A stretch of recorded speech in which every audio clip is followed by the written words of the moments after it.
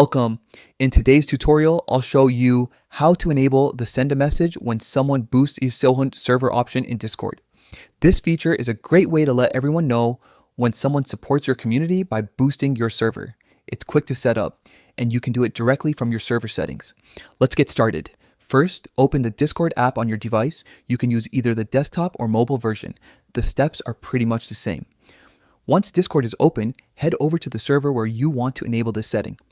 At the top of your server screen, tap the server's name. This will open up a small menu with several options related to your server management. From that menu, select Settings. This will take you into the main configuration area where you can customize different parts of your server. Next, scroll down and tap on Overview.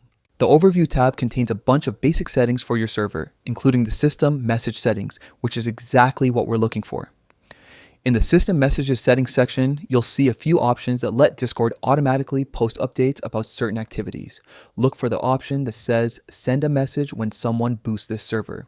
By default, this toggle might be off, but you can easily switch it on. Simply tap the toggle to turn it on.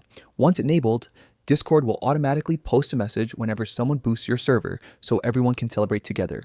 It's a nice way to show appreciation and recognize your supporters publicly.